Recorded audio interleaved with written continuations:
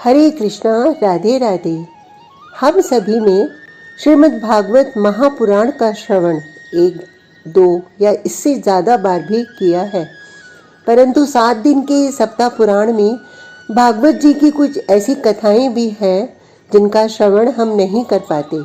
तो इस चरित्र श्रृंखला में हम कुछ ऐसी ही कथाओं का श्रवण करेंगे। भागवत की कथाएं। तो आज का प्रसंग है अजामिल। ये पुरी स्वर्ग और नर्क से पहले आती है, जिसका नाम है संयमनी पुरी। यहाँ ही यमराज रहते हैं। आप चाहें तो इन्हें धर्मराज भी कह सकते हैं। यही जीवात्मा को सर्वप्रथम लाया जाता है और कहाँ भेजना है, स्वर्ग या नर्क, यही निर्णय होता है। यमदूत आदि सब यहीं रहते हैं।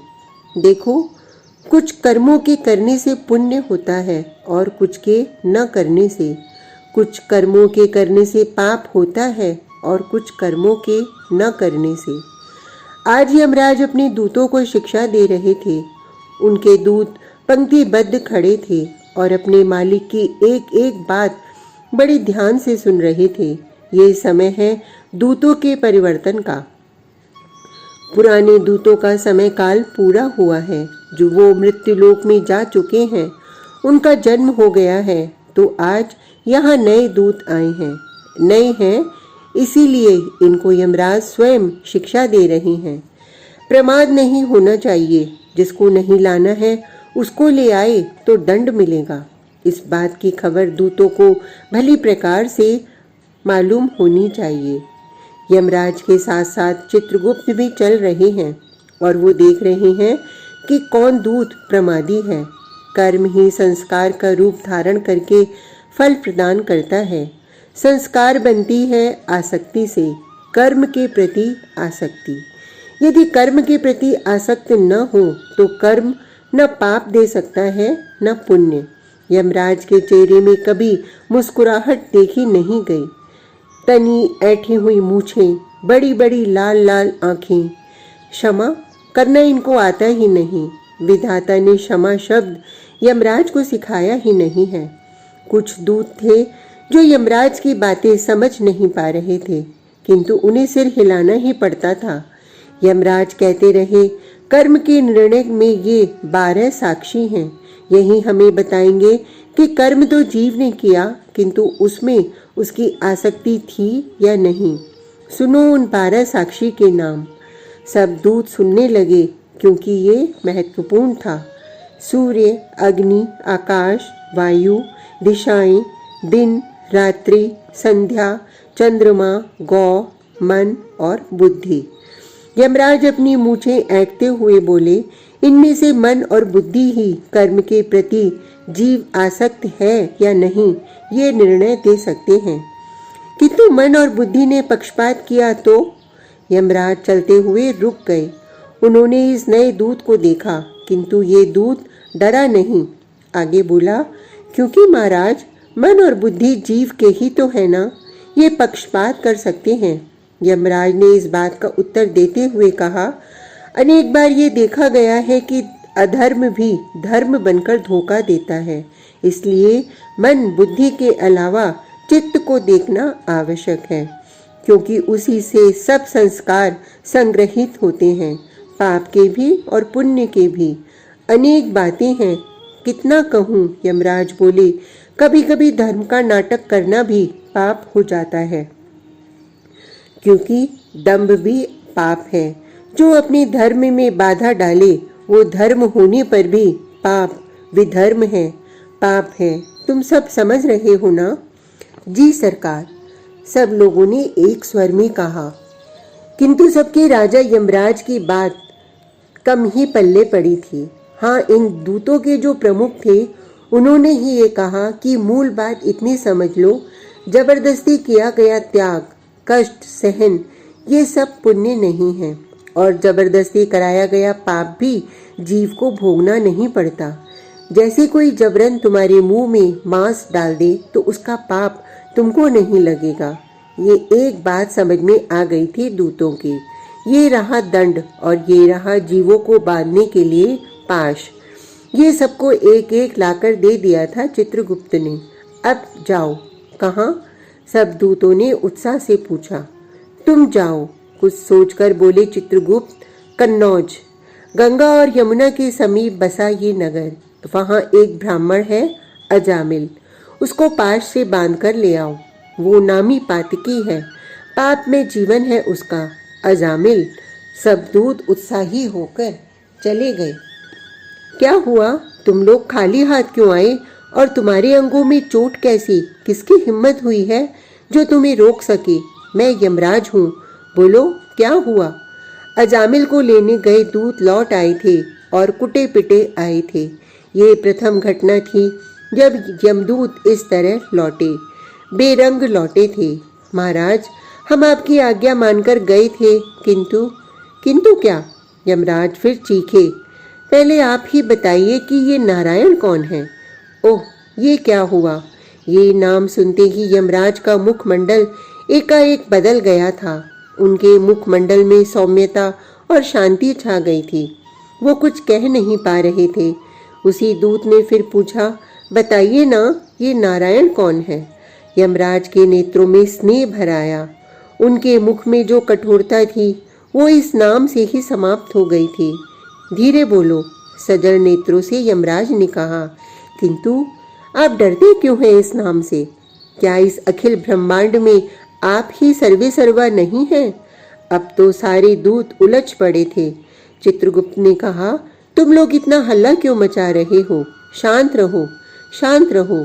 दूतों ने कहा, ये देख रहे हैं आप चोट? उन सुंदर पुरुषों ने हमारी कितनी पिटाई की है। हम तो भिड़ गए थे उनसे। हमें लगा कि आप ही अखिल ब्रह्मांड के अधिपति हैं, किंतु। अच्छा बताओ क्या बात है? चित्रगुप्त ने जानना चाहा। यमराज भी शांत होकर सुन रहे हैं। अजामिल तो महापापी था ना। कन्नौज नगर का रहने वाला ये अजामिल ब्राह्मण, कह लीजिए, क्योंकि जिस वंश में इसका जन्म हुआ था वो ब्राह्मण वंश ही था। नहीं, पहले तो ये ब्राह्मण नियमों का पूर्ण पालन करता था, किंतु बाद में बिगड़ गया। बिगड़ने में संग का प्रभाव था। एक किसी कामुक व्यक्ति के संग में ये लग गया। उसे इसने काम वासना में लिप्त देखा। वो वैश्या थी। वैश्या से आसक्ति बड़ी भयानक होती है। इसको हो गया। अपनी पत्नी, सदाचार परायण पत्नी को इसने त्याग दिया, वैश्या को ले आया। वैश्या ऐसे तो रहेगी नहीं, उसे धन चाहिए, तो इसने लूट शुरू की। चोरी डकैती। चोरी लूट का जो धन है वो धन इससे मदिरा आदि का सेवन कराने लगा। मांस में क्या आपत्ति थी इसे, जब बुद्धि ही भ्रष्ट हो गई है तो। अजामिल के घर में एक दिन कुछ संत आए और वैश्या अब पत्नी बन गई थी। उससे 9 बालक भी हो गए थे। अब 10वां होने वाला था, तभी संत आ गए। अजामिल घर में नहीं था। संतों की दृष्टि पैनी थी, वो सब समझ गए।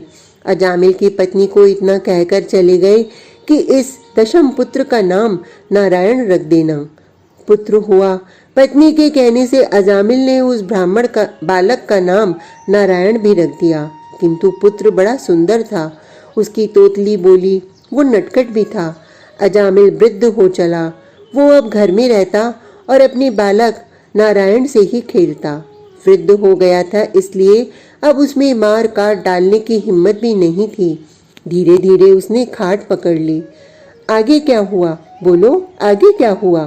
चित्रगुप्त ने कड़े शब्दों में दूतों से पूछा। हमें अजामिल को उठाने की आज्ञा मिली थी। हम गए उसके पास।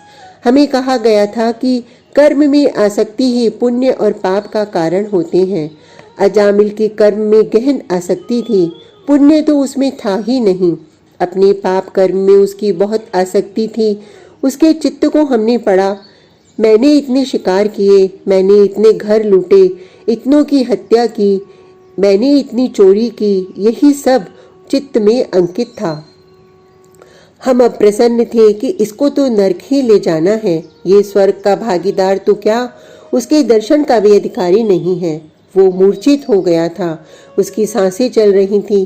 सामने पुत्र खेल रहा था। तभी उसने हमें देखा। हम उसके मन बुद्धि चित्त का अध्ययन कर रहे थे। उसे भान हुआ कि उसकी मृत्यु आ गई है, लेने के लिए हम आए हैं। उसने भयभीत होकर अपनी आंखें खोली। सामने देखा उसने उसका पुत्र खेल रहा था। हमने उसी समय पाश फेंका, जीव को पकड़ा और खींचने ही वाले थे कि नारायण मुझे बचा, नारायण मुझे बचा, नारायण मुझे बचा, वो चिल्लाया। हमने ध्यान दिया नहीं, उसको खींचकर ले जाने में ही लगे थे कि चटाक चटाक हमारे ऊपर थप्पड़ों की बरसात होने लगी। हमारे गाल में, हमारे पीठ में, हमारे सिर में। हमने देखा हमें मारने वाले ये कौन हैं? वो सब बड़े सुंदर थे, सबके 4 हाथ थे, सबके हाथों में शंख, चक्र, गदा और पद्म थे। उनके अंगों से कमल की सुगंध निकल रही थी। वो मुस्कुराते जा रहे थे और हमें थप्पड़ मार रहे थे। महाराज, उनके थप्पड़ हमें वज्र की तरह चोट करते थे। हमने छोड़ दिया पाशवाश और भागे वहां से। ये सब सुनाकर जब चुप हुए यमदूत, तब यमराज ने शांत भाव से कहा, नारायण सबके अधिपति हैं। मैं क्या, ब्रह्मा शिवादि भी उनके सामने हाथ जोड़े रहते हैं। यही सर्वलोक के ईश्वर है। वो तो सही है, किंतु नारायण नाम लेने से महापापी का उद्धार हो गया। एक दूत ने आश्चर्य प्रकट किया। फिर उसने ये नारायण नाम भगवान का नहीं, अपने पुत्र का लिया था। यमराज सजल नेत्रों से बोले, ये नाम नारायण का ही है, आदि अनादि वही है। ये सब पुत्र बंधु तो आज है, कल नहीं। इनका भी ये नाम नारायण रखा गया है। ये नाम हट भी सकता है, हटाया भी जा सकता है, किंतु नारायण का ही नाम नारायण है और उनके नाम में वे ही छिपे हैं। गलती तुमसे नहीं, मुझसे हुई है कि सारे कर्म सिद्धांत तो मैंने बता दिए, किंतु ये भक्ति सिद्धांत नहीं बताया। ये भक्ति सिद्धांत कर्म सिद्धांत से बहुत ऊंचा है। उसमें कर्म के कोई सिद्धांत लागू नहीं होते। जो एक बार नारायण, कृष्ण, राम कह देता है, ये बात अब अच्छे से समझ लो, यमराज ने कहा। यमदूतों ने ये बात समझ ली, किंतु क्या हमने समझी है? कर्म के भंवर में मत पड़ो।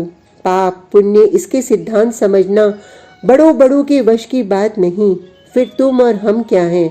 तो चलें, आज से नाम जाप करें, नारायण, राम, कृष्ण जपें। आज का प्रसंग इतना ही। कल तक के लिए हरे कृष्णा, राधे राधे।